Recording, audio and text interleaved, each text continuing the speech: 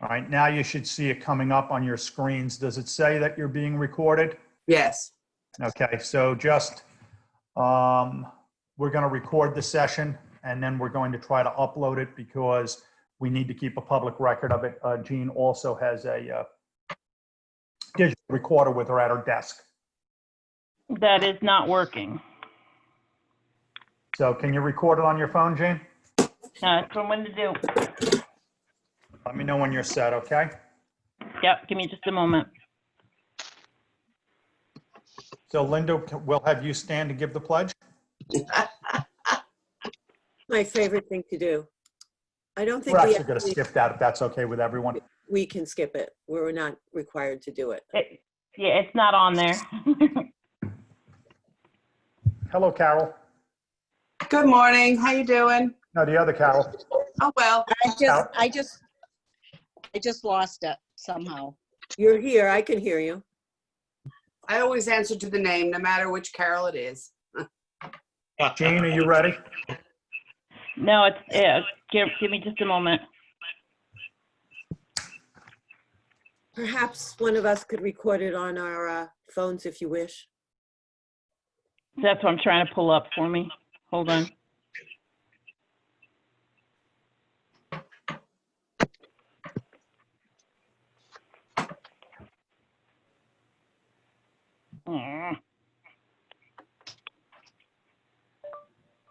Okay.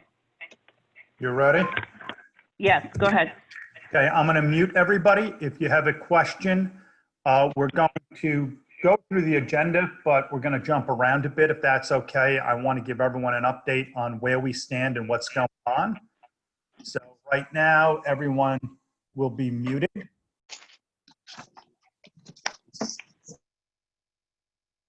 All right, so we're going to start. It's been a very busy week. There's a lot of different things going on. At this time, the governor's executive order closing schools expires Tuesday, March 31st. The governor has not given any indication that he will be extending this order. There are a lot of rumors around the state, but nothing definitive. We're hoping he extends the order sooner than later. However, right now, our here and now, our reality is schools in New York State are slated to reopen on April 1st. I've been doing daily Zoom meetings with all of our superintendents, and the general consensus is all of the school districts except for Tri-Valley and Sullivan West will remain closed the 1st, 2nd, and the 3rd using snow days or conference days for students. And then we will be going into our spring breaks. Sullivan West and Tri-Valley, as of this time, have decided they would be open for teachers, staff, and students as of Wednesday, unless the governor extended their order. That could change. The general consensus among the superintendents is if the governor is not going to have the smarts to protect our adults and our kids, we're going to do what we can within our power to do so. 1 second, Linda. Go ahead, Linda. What is the reasoning from Sullivan West and Tri-Valley to open their schools at this time? Okay, I'm going to remute you. The reasoning that we're being given is they're indicating that their communities are clamoring for the kids to go back to school. So we have to take that at face value.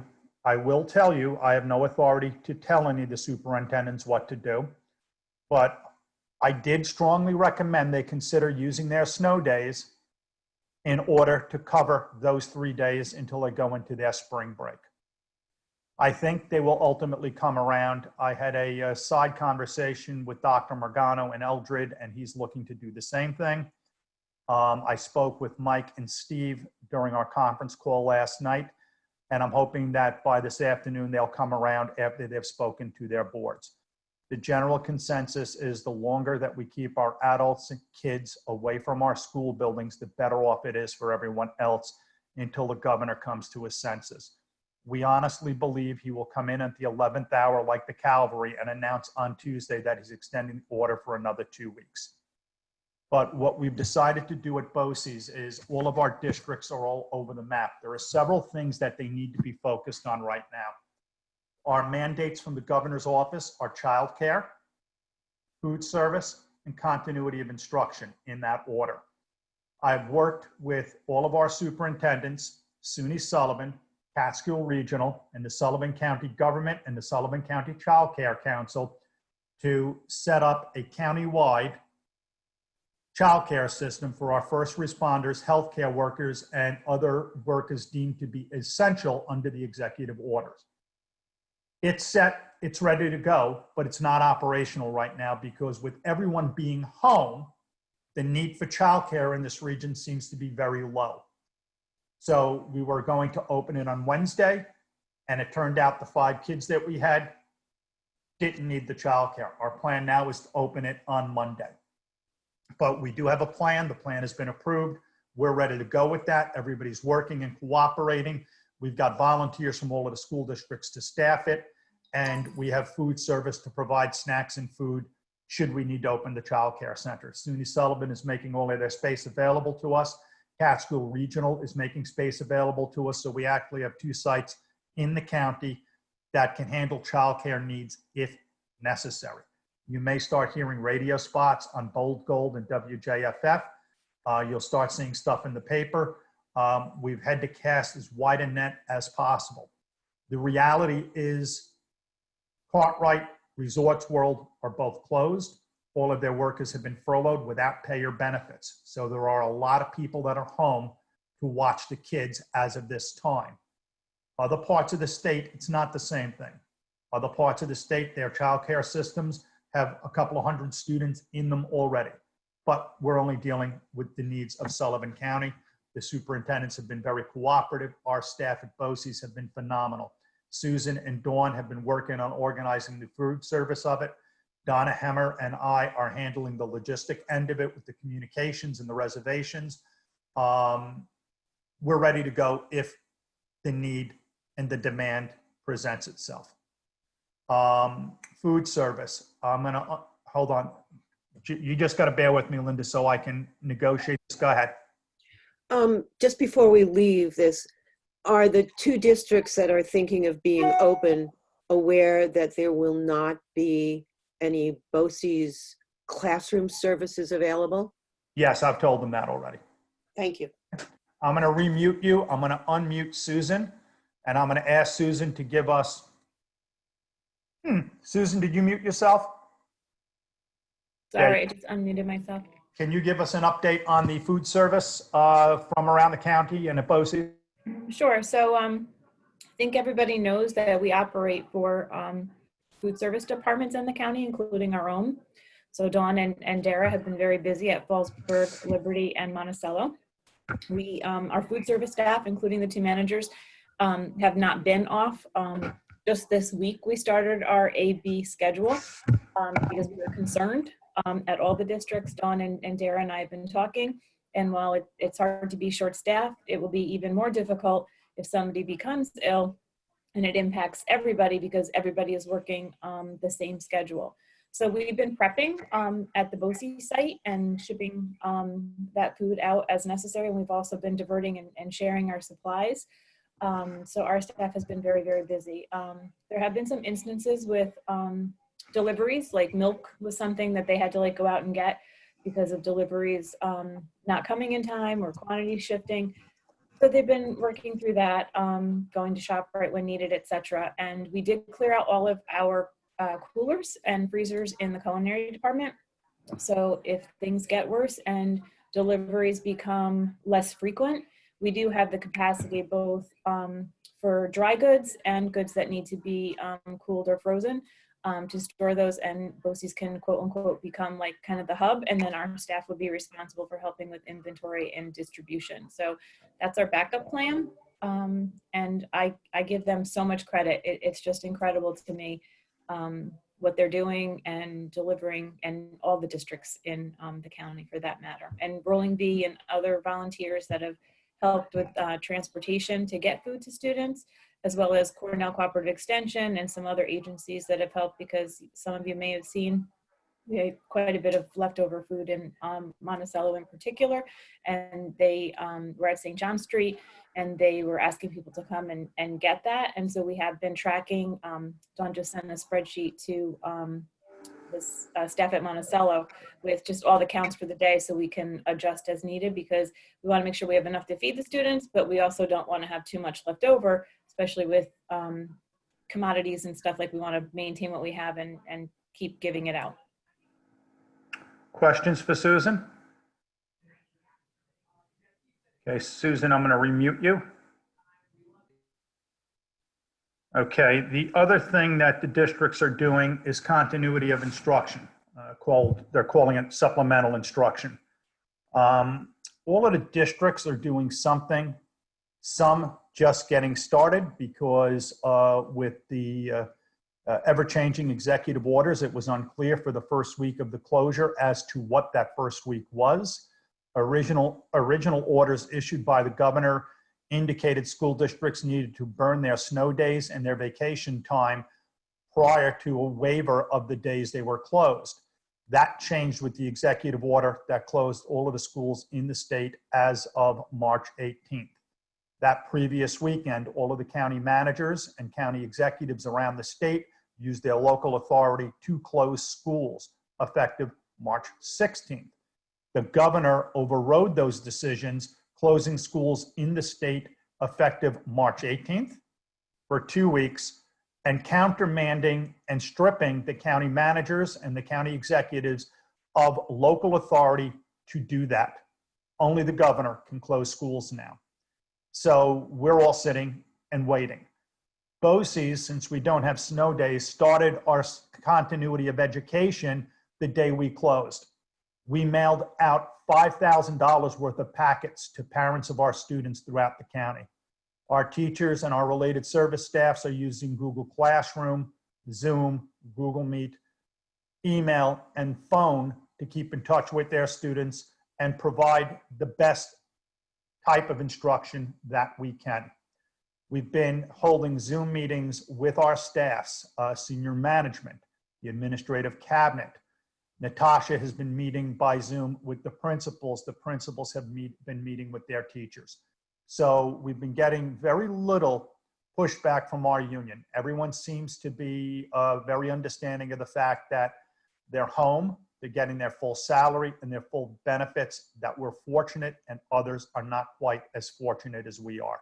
So it takes a little nudging once in a while, but our teachers, our administrators have been doing a yeoman's job of getting us through this. So at our senior management meeting yesterday, it was decided, when we had decided to keep BOCES closed the first, second, and third, we will go into our spring break as a spring break. We've already been providing our instruction at BOCES. Some of our school districts are not doing that, even though they will be closed, because they're just ramping up their instruction. But we hit the ground running. We've been providing it. And tomorrow in my weekly message home to the staff, I will be letting them know they will have their spring break. There will be no expected contact, not that anyone can do anything, not that anyone can go anywhere, but it's time and consideration for all of the work that they've been doing.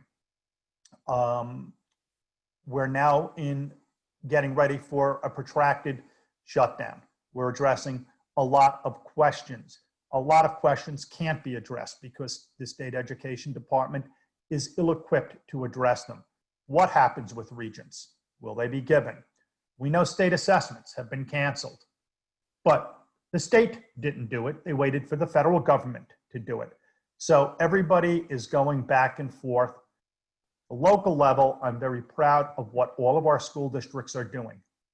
They're trying, and they're trying to meet their communities, and they're trying to meet their kids and their faculties and staff where they are, and everyone's trying to make this as painless as possible. We've gotten all calls for supplies, and our school districts have done wonderful with this. Pallets of gloves, science goggles, and protective gear have been delivered to the loading dock of Catskill Regional Medical Center by our school districts. They're doing it on their own. Rolling V is offering to help. The county has committed the Department of Public Works to come and pick stuff up. But every day I'm getting emails. I got an email from one of my former teachers in Eldred that over the past 3 days had purchased over 2,000 vinyl and latex gloves and wanted to know where to send them. So I sent her over to the hospital to drop them off on the loading dock. The Homestead School, which is located here in Lumberland, has been ramping up their 3D printers to make components for face shields. And we just shared that with all of our school districts to see if they had the capacity to do that. Homestead Schools, we're going to be sending it down to New York City. I spoke with them yesterday and I convinced them that the need was actually right here in our own county, and they were absolutely fine with diverting whatever they were sending to the city to Catskill Regional. So everybody's doing their best to help out and get the hospital the resources that they need.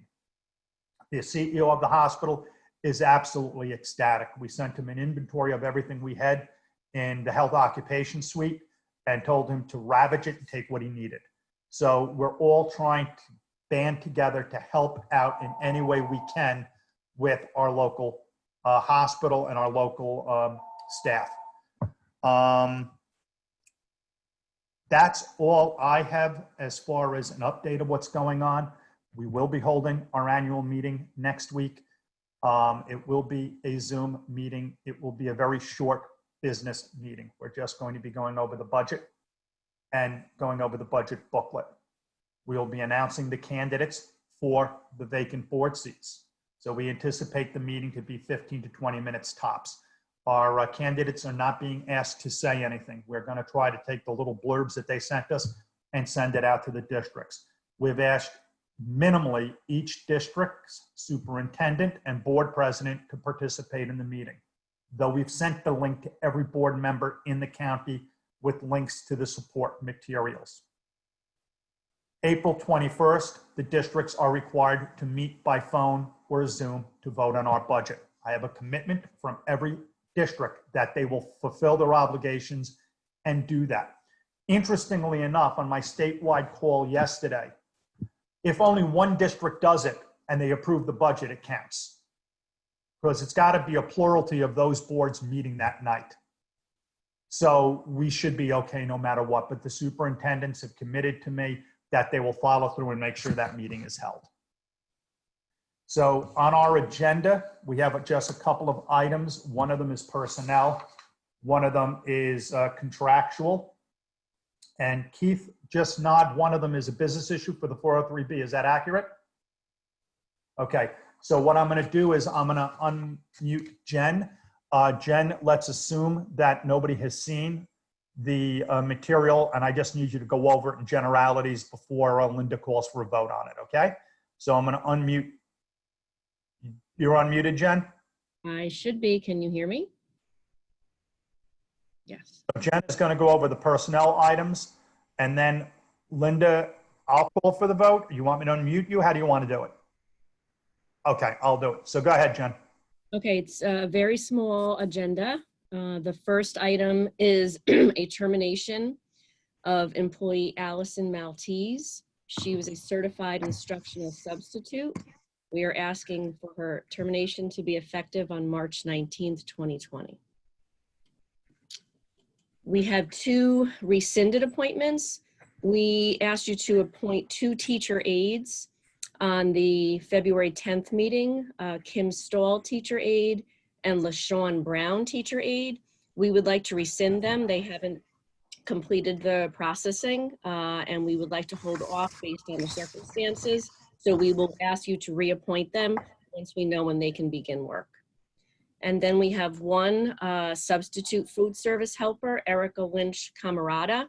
Erica is a current cleaner substitute for us and is willing to help out in the kitchen if necessary as a food service helper.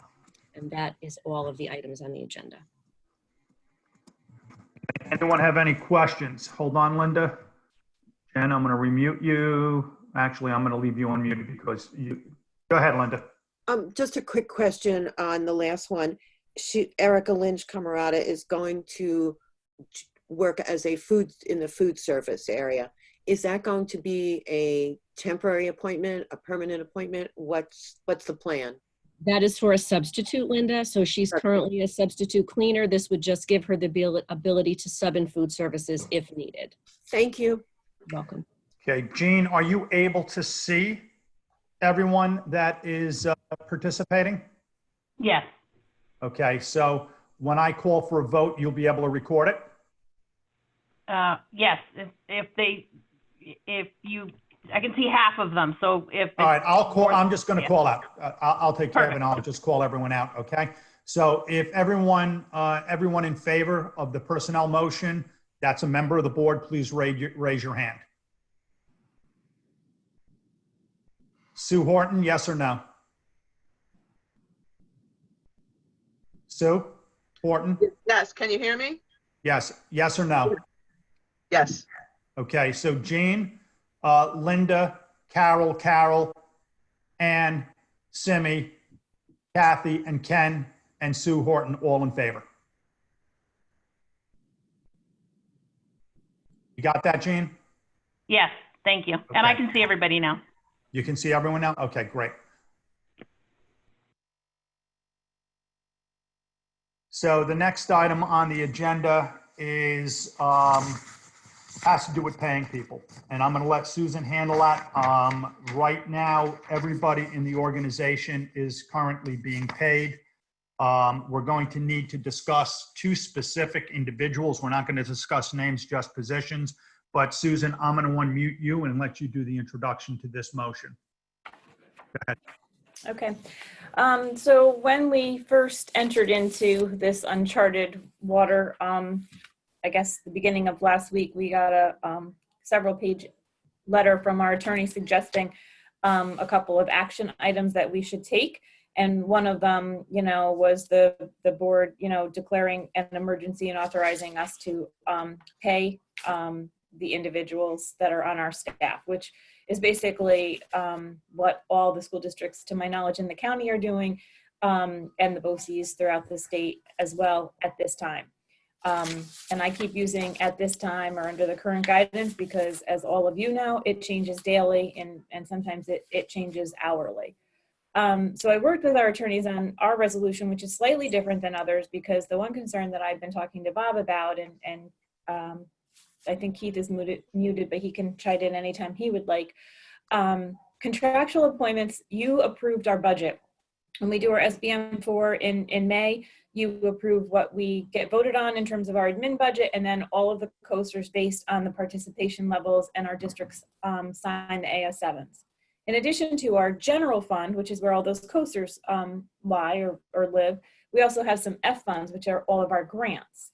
In some cases, our grants are actual contractual documents saying, BOCES is going to provide this XYZ service and we're going to give you $100,000. You're allowed to hire 2 people to do this work, and you get the money no matter what. The one difference that we and the 36 other BOCES in this state have in regards to the EPI grant is that EPI money is generated on hourly contact hours when we run classes. So every time we run a class and we meet the criteria in terms of the number of students showing up, we get $9 and change an hour. Now that school has been canceled, we are not able to run those classes, and so therefore we are not generating EPI money. So we have an EPI grant, but you're not getting that money, and the state has not indicated at this point in time that they're making any exceptions to that. So we do have 2 contractual employees that do fall within that grant. They're both 0.8 FTEs that we have to decide whether or not we can continue to pay, because we really don't have the means to pay them without the grant funds, because you all know that if you work for the special ed coaster 811 or the CTE coaster, you're paid out of, whatever budget you're working in. The hourly staff, just to add to that, we've already not paid. So when we say contractual employees in this board resolution, we're talking about contractual appointments that are either part of a collective bargaining agreement or individual contracts or management terms and conditions for our management confidential employees. So no substitutes or hourly people. our hourly employees rather, are covered by this. And then, like I said, I'm concerned about the two individuals that are employed under the EPI grant that are contractual in terms of how long we can sustain paying them. Susan, can you identify who hourly employees would be?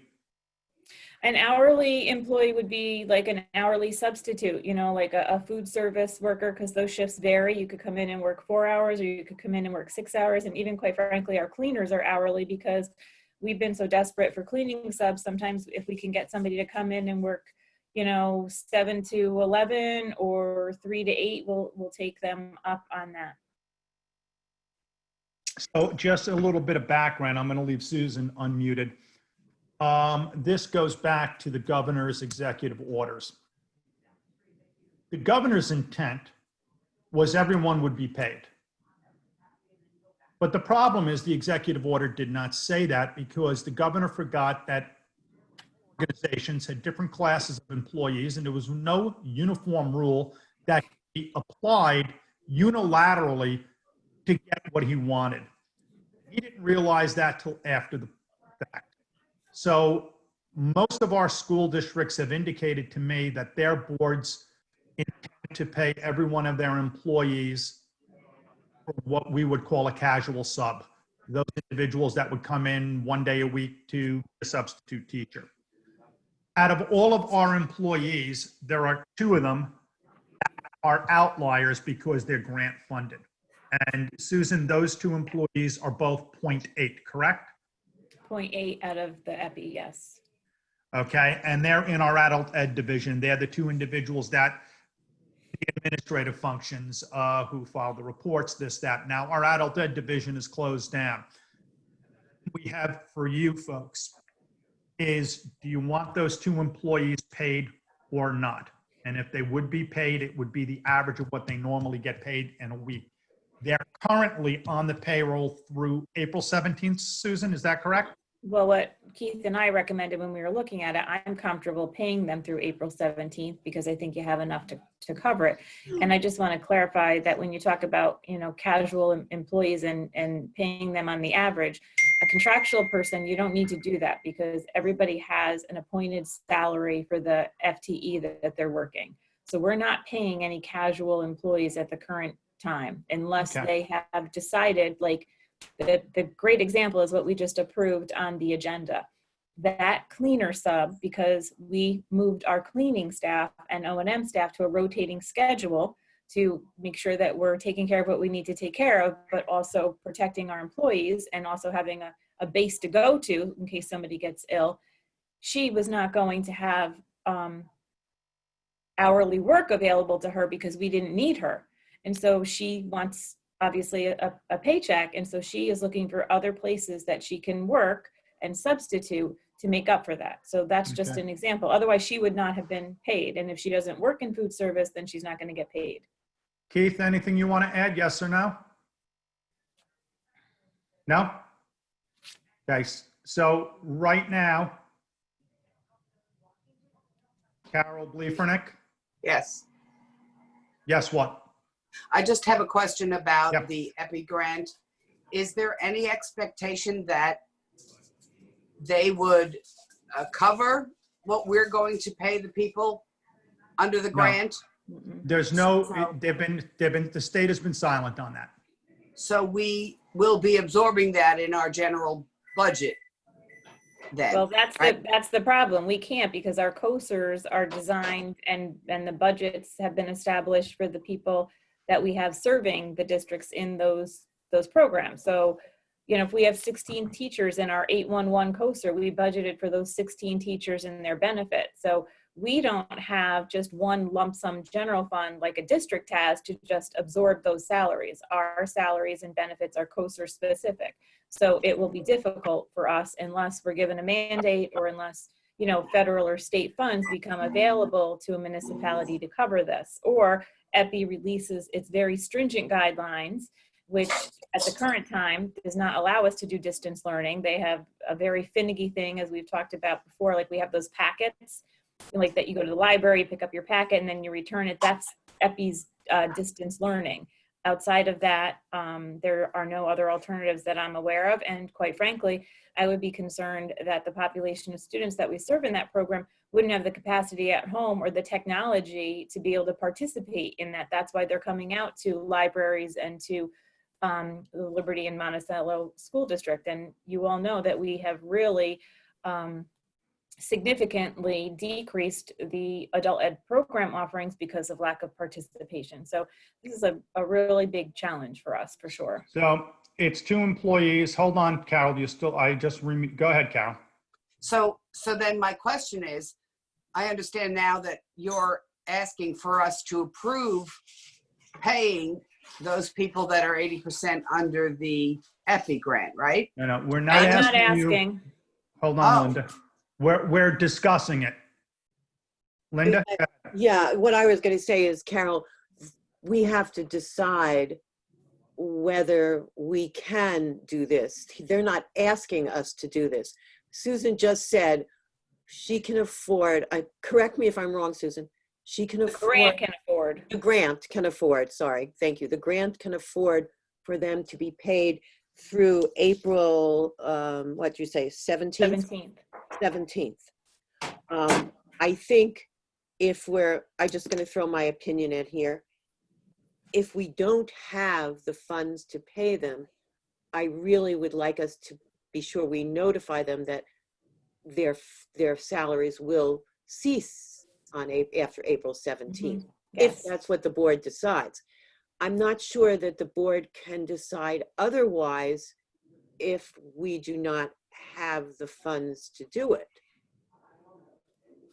That's my concern, Linda, which is why I wanted to bring it here. And, you know, I've updated Bob and he said we needed to share all of this with you. My suggestion was that we notify them in writing and reach out to them by the end of this week, informing them that at the current time, based under the current guidelines, because again, something could change Right. and provide us with the means to do it. It's not really that much dissimilar to the unfortunate times that we had years past where we had to bring people in April and say, we're not sure that we can bring you back. So we're giving you notice now that your position, you know, under the current enrollment is is excess, but we're hoping we can bring you back in September. And sometimes we could, and sometimes we couldn't. One last, can you hear me? Mhm. Okay, one last question is, I just want to make sure that I understand what you're saying about the grant. So the grant has ceased to continue to pay us. The grant only pays if we have We're not- student contact time, and at this time, we shut the program down, so there is no student contact time. All right, that's what I was guessing. Okay. So the So grant is still there, but we can't bill under it because we're not having contact. It was the first thing we shut down when this whole thing started because it was a piece we didn't need to deal with or try to figure out. We were focused on our students. And as you said that the grant is very specific about what they will call student contact time. And packets does not count as student contact No. time. Well, there is a distance learning provision where you can get credit for a packet, but right now that is also ceased because we have been running that out of a couple of libraries. We have a teacher that goes out and does that, but none of those locations are open either. So we don't even have the ability to do the packets because the public libraries are not open for that. Right. kind The of program is closed at this time. It will not reopen until school reopens. They'll be paid through the 17th.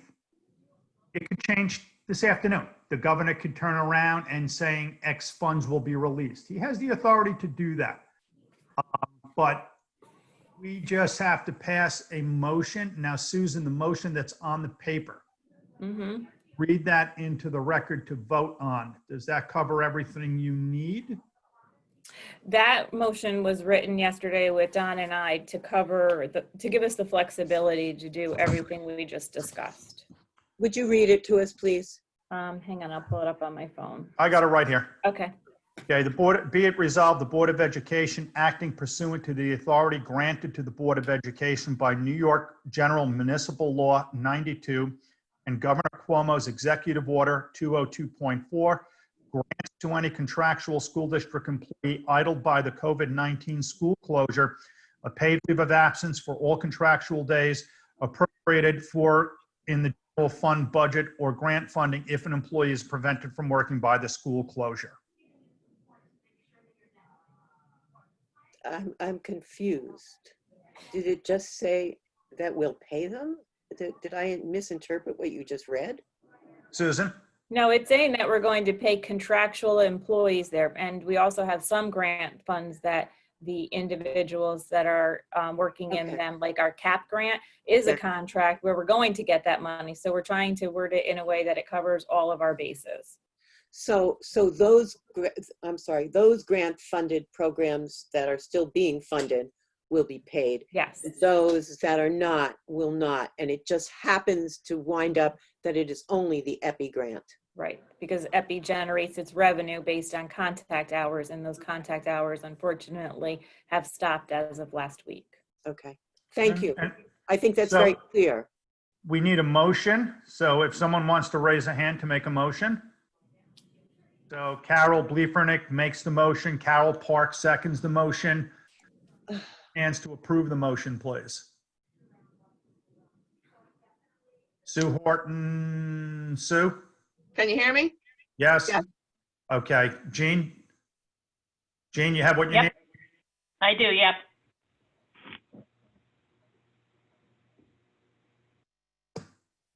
Bob, Hold on, yes?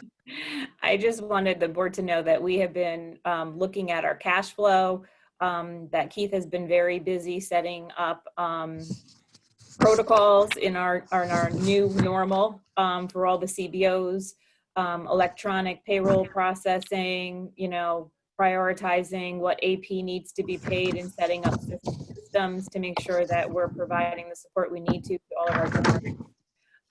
So from a cash flow perspective for our BOCES, we think we'll be fine for the next couple of months. I reached out to the auditors last week and said in an emergency, could we borrow from our reserve funds, because we do have some healthy reserve funds. So they were looking into that. They said in an emergency, borrowing from ourselves probably makes sense. We did not go out for a RAN. A RAN is a revenue anticipation note. Those RANs cost money, and at the current time, we're fortunate, very fortunate, to have the cash flow, and our districts are all paid up with their current bills through February. So that's definitely a positive thing for us. Some BOCES have been receiving questions from their component districts about, whether they have to still pay for services because we're not providing services. We have not heard that from anybody. I just want you to know that.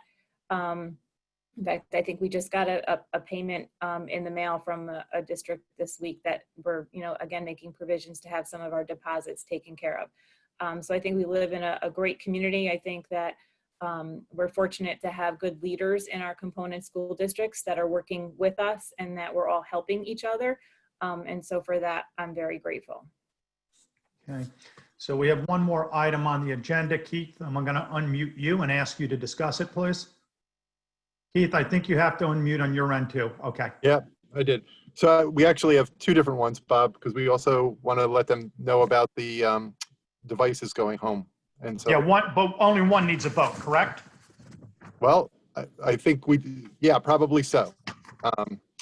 So on the, we haven't sent this out to you, but basically we have a document that is created by Omni, which is our 403B third-party service provider.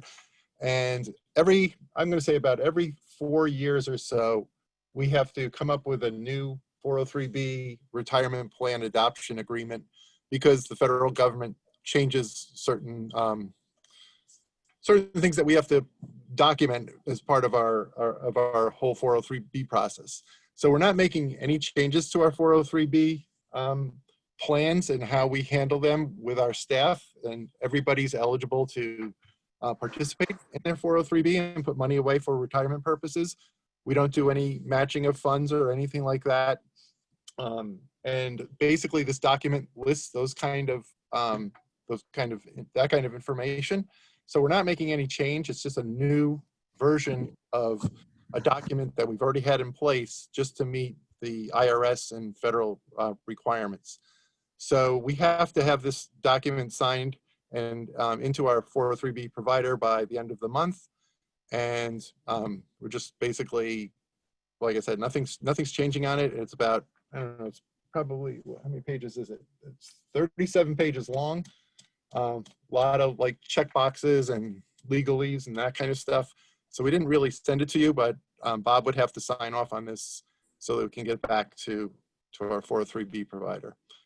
So Keith, give me a second. We'll take the vote on that. I'll read you folks the motion. I'll need a motion and a second, and then we'll vote on it.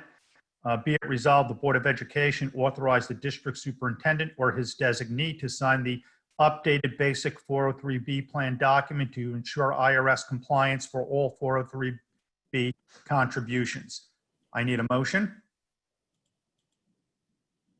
Ken Hilton makes the motion. Simi Williams seconds the motion. All in favor, show of hands, please. Sue Horton, are you voting, or did you just there show now. it? Just raise your hand, Sue. I can see you. Can you hear me? Yeah, you raise your hand. We can see you now. Okay, so Jean, it's passed unanimously. Keith, I just read the motion, so guess what? You're there. You're the designee. You can sign it. Okay. Okay, fair enough. I'll sign it and send it in today. That's fine. And the other item Keith is going to discuss is when we closed down, we did issue Chromebooks to a number of our staff members that needed to have them to work from home. We are now, as we go into a protracted closure, getting requests from teachers that their students do not have devices. The department has developed a sign-out form for that. I don't think this needs board approval, but it's more an FYI.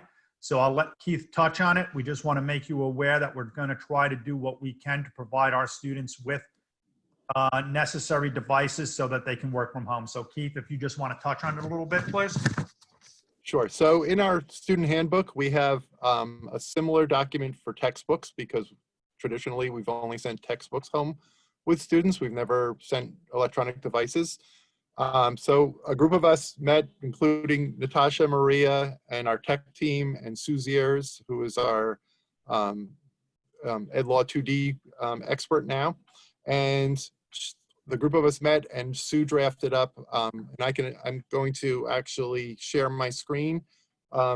Basically what the teachers would, not the teachers, yeah, well, what we'll hand out, when we hand out the device, what the parents will sign and their student will sign. So I think if I click share screen, oh, okay, it says host disabled participant screen sharing. So I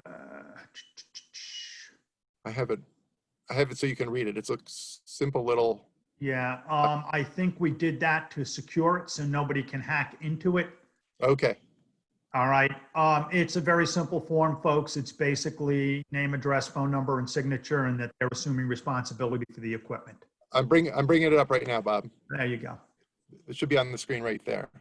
Can you see it says print student name? Is that, okay, good. All right. I can't see everyone. Anybody have any questions on it? We okay with it? So can you unshare the screen, Keith?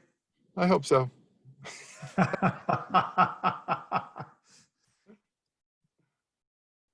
Oh, here it is. I found it. Hold on.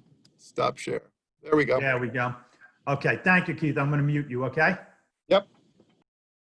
All right, so Linda, I'm going to unmute you if you want to do a little wrap up because that's the end of our business items. I don't know if you want to say anything, Linda, but I did unmute you. Thank you very much. I want to thank everybody for logging in, coming and staying and being a participant. It's a full board. There's absolutely nobody missing. We are all here. Let's hope that this ends sometime sooner rather than later. But in the interim, if everybody is fine with it, we will close this meeting then and meet again on April 2nd for the annual meeting. Thank you. Carol all. Bleefernick? Yeah, quick question. When we ask school districts to approve our budget, how does that work when we have no particular idea what our costs next year will look like, what the world will look like. Do they approve it in assuming things will go back to some normalcy? And They that will- goes for their own budgets as well. How They do we will- move forward with year-long budgets? They will approve the budget that we've been developing and that we will discuss at the annual meeting. We must continue as business as usual, because even if it becomes protracted, we will need all of those resources, just as the school districts will need all of those resources to continue operating, even if it's in a hybrid manner. So we're asking them to approve what we've been working with them to draft. Okay? Yes, thank you. Anything else? Okay, folks, thank you very much. I appreciate your time, and this is our new normal until it's not. Hey, could we do one other thing? Could you just unmute Kathy so she can ask to adjourn the meeting? That's been her job. Kathy, you're unmuted. Okay, I request that we adjourn the meeting. Okay, motion. So Carol Blieferneck, Simi second, all in favor? Oh, there you go. You folks have a wonderful day. Thank you. Everyone. Bye. Bye.